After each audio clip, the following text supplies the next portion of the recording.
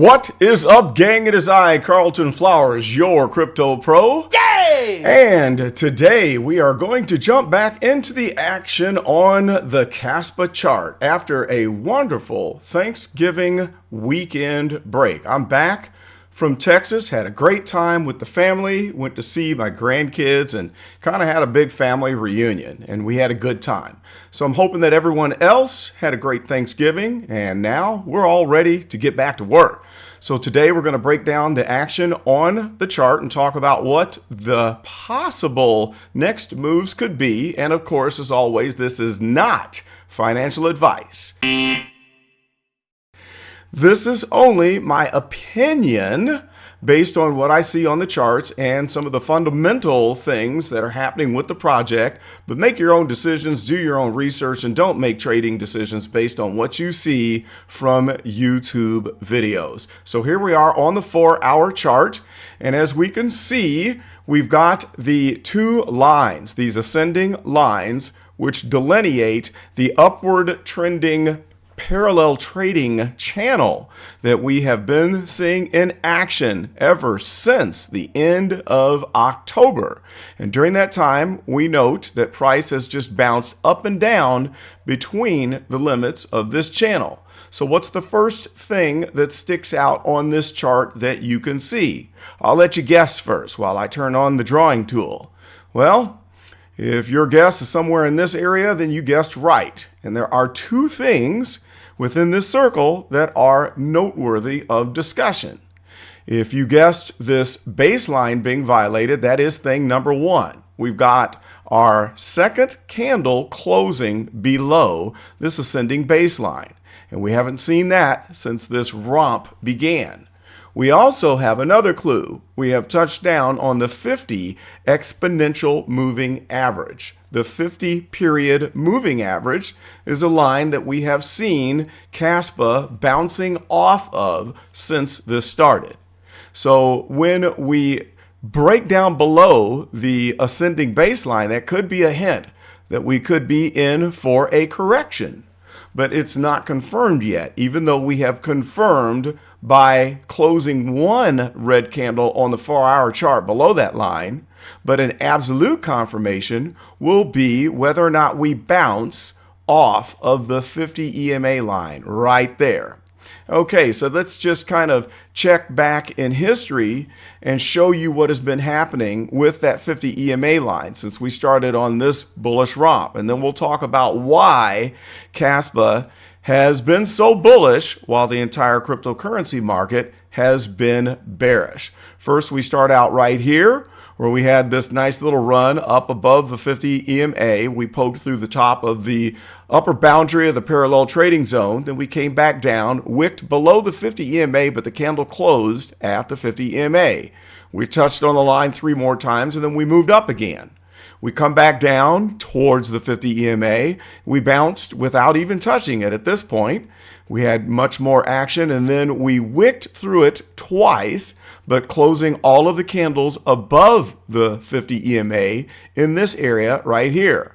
We came close, but did not even touch the 50 EMA at this point, and now we have finally touched it right there as we break down below this upward trending trading channel boundary line. Now, where does it go from here? Well, I see two things happening, and there's evidence for both cases. Case number one is that we bounce off of the line as we just started to go green here. You see that little tick there? It's green now. So we could bounce up. Let's make that green here. Here's case number one. The 50 EMA continues as support, and we keep on moving upwards into price discovery. What kind of supports that case is the fact that this stochastic is very low, and the fast line has entered into the oversold zone below the 20 line. So that means we could be at the bottom of this particular stochastic cycle. We also had the big bearish cross here, and we could be at the bottom here on the histogram as we're still printing solid red bars here. And if that goes to light red, we're probably going to get a bounce. Now, in history, what I always say is look at the stochastic bottoms and then check out what the return is on the price, and you can judge what the trend is. All right. So at the bottom stochastic right here, whoops, let's get an arrow there. When we start out at this bottom here, we returned a price right there. The next time we came near to the oversold zone, which didn't even make it into the zone right there, we returned this low point here. The next time we touched on the oversold boundary, we return a price here. And notice that each one of these low points returns a price that is higher than the previous. So you have a pattern going on where you have higher lows. Now let's look at the next low point, which occurred here, and that coincides with this price point as we touched the 50 EMA line for another higher low. And now we're approaching oversold here, and then we'll wait and watch to see if this is a low point, and if it is, we'll continue the trend. So that's your bullish case. And I'm going to say it looks like the bullish case is a little stronger than the bearish case. Now for the bearish case, there's not as much evidence, but we'll look at it. We have for the first time fallen below the rising baseline right there. So we have violated that baseline. And there are a couple of volume nodes down below that are pretty significant. Here's the first one. Here's the second one. So if we fall below the 50 EMA line, which we don't have confirmation of, and if we languish down here and get deep down into the oversold zone, and if this bearish crossover continues and grows a little deeper, if these oscillators make it all the way down to the zero line, which we haven't done since way back here on November 10th, then we could possibly be looking at a pivot point. And so the volume nodes on the VPVR represent heavy trading activity at a particular price point. This one is somewhere around 0.0065. This one is at the point of control price somewhere around 0.004. And price tends to snap to those clusters, okay? But up until this point, it has not been strong enough to break this uptrend, and we could be still moving up. So I would say 40% chance that we break down below this 50 EMA and move downstairs. Both are possible, and we don't know what is going to happen. Let me emphasize that. We don't know, but we can only go with the probabilities and stack up the evidence of the bearish case and the bullish case and look to see which one edges out the other. So why have we been moving up so nicely while we're in the middle of a bear market in the cryptocurrency market in general? Well, the reason is because Kaspa is getting a lot of attention. Since this point, we are kind of the buzz of the Twitter and internet world right now, where Kaspa is one of the few projects that is having a strong bullish uptrend while everything else is bouncing around, correcting, getting whacked down by the Black Swan event, and Kaspa has ignored that. We also have noticed that the amount of mining that is going on is on the increase for Kaspa. And the reason is, after Ethereum moved from proof of work to proof of stake, it left a lot of miners stranded, where they had to go find other projects like Ethereum Classic in order to mine and not just ditch their mining equipment. Kaspa is one of those projects that you can mine profitably, and it's attracting a lot of mining action. And as the miners mine those coins and sell them, the buying pressure outstrips the selling pressure, and that's why we remain in an uptrend. And so Kaspa fundamentally is pretty awesome of a project because it represents a proof of work project with the fastest block closing time of any project that is out there. The 1 second time that is needed to close a block in comparison to Bitcoin that takes 10 minutes to close a block is phenomenal. And that could be why we are seeing such a strong uptrend, and why we really haven't pivoted and are still approaching that magical price level of 1 penny. So while this fever pitch is going on, we might pivot at 1 cent if we continue upwards, and at some point it will have to correct. Now, I know there are a lot of inexperienced traders out there who think that Kaspa is just going to rocket straight to the moon and never correct. But let me correct you. A correction is healthy. We don't want to outstrip and outpace the project development in comparison to the return on price. In other words, this is a value point. It represents a value because of the fact that we have such quick block times. We're moving over to the Rust programming language. There are a lot of things on the horizon that are coming for Kaspa that will cause the project to continue to grow. But as we do that, if the price goes higher than where we should naturally be, you're going to have a correction. And that's a positive thing. Because the higher that you go beyond the value, the harder the fall is going to be. So at some point, if we do have a correction, what you would see is a change where, let's say this happens to be the price action where price comes up and we hit a penny and then we go down and then we break this line right here. Okay, if we break that upward trending boundary line, the baseline, then that's going to confirm a change in direction of the general price trend. And then it'll start doing this. And then at some point, you'll have another change where we will break this boundary here, where if price goes up above that boundary, then we might start trending upwards. And then this is what price would look like. Let's say it'll go above that red line and then we start bouncing up from that point. This is a natural progression of all cryptocurrencies. You see it in Bitcoin, you see it in the stock market, you see it everywhere. And so it's a natural and healthy thing. Now, I'm sitting on a nice bag. I'm not rich by any means. I only have 76,000 Kaspa coins, and they are coins, not tokens. And if you don't know the difference between a coin and a token is a coin is built on a native blockchain.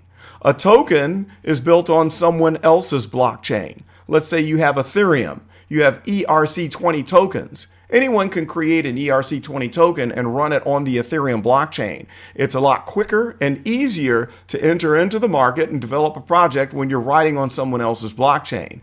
But Kaspa was built from the ground up. It has its own blockchain. Therefore, it's not a token.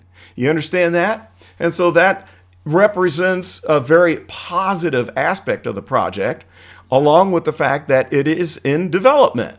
And so we've seen FUD and arguments that have been made that this is a fake project or the project developer is not real, and all of that has been pretty much debunked. We know that Jonathan Sampolinsky is who he says he is. And in fact, I'm still crossing my fingers that my good friend Aviad that I met, who lives in Israel, shout out to Aviad, I'm hoping that he can help us to get an interview where we have the Jonathan Sampolinsky here on the Crypto Pro channel, because we know that we have the best community and the best channel out in the crypto space, because we are realistic people who study the market. We have fundamental knowledge and we have technical analysis knowledge. We don't FUD, and we look at things from a realistic standpoint and break down this market to know where we need to make wise investments. And so I think it would be great to have the lead developer come on and answer some basic questions and help us to understand how the project works. Okay, let's clear all this out and look at the 1-day chart, and then we're going to finish up. So on the 1-day chart, you can see the correction a little bit easier here as we break through this upward trending baseline. And if that candle closes, we could have a pivot point where we could start to trend downward, and maybe what is possible, we could look to a bounce on the 50 EMA on the 1-day chart, because the 50 EMA would look like this if you extend it out. And that could be the point where we continue the bullish action, and that would be healthy. And then you can see the volume nodes that stick out here that are possible targets where the price could come down and correct to. If it comes down to 0.004, all the better. That's where I'll load up and buy another bag. I have not bought since I purchased my tokens back at the 0.0062 level. And I have a rule that you never buy into a run. The time that you buy crypto is when the stochastic is low, right here. The time when you buy is when you're in a downtrend where you're DCAing or dollar cost averaging into the market. The time that I say that it is not as wise to buy is when you're stuck up here in the overbought zone on the stochastic. Now, if this crosses over the oscillators on the MACD, then we could go into a downtrend. But we can see that previously, every time that it looked like it was going to go down and cross over, it jumped back up again. So there's no guarantee that we get a crossover here. But if we do and we correct, then I'll probably pick up another bag here. But I'm satisfied with what I have, because when this thing breaks into the 1 cent plus territory and eventually $1 or higher, my bag of 76,000 is going to look a lot better. And I'm sitting on some pretty nice gains right now anyway. I did buy way back here at 0.001591. My first purchase was somewhere here at around 004, then again at 0035, and then I sold everything here for a nice profit, a 2.5x profit. And then I noticed that we were not entering into a corrective movement. And so I thought, well, let me grab it back. So I bought back my stash. I had 100,000 and I had to buy back 73,000, and I kept 2,600 as a moon bag. That's how I ended up with 76,000 tokens. And so now we'll just wait and see, but I'm patient. I'm in this for the long haul, and we will look for a correction and a point that we can grab more, because I would like to maybe grab another 25,000 and round it off at 100,000. So we'll just have to wait and see how that works out. So that's all we have. That's what we're looking at this point. I'll keep you posted, and I will have some new videos coming out while I will focus on some of the fundamental aspects of how Kaspa works. We'll try to talk about and understand the Ghost DAG protocol and how the block DAG works in comparison to a regular linear blockchain. I would love it if you would like, comment, and subscribe to the Crypto Pro channel. And I'm so glad to have you here. And if you would like to donate to the Crypto Pro channel to help me defray the cost of producing these videos, I would greatly appreciate it. And until then, this is Carlton, and I am out.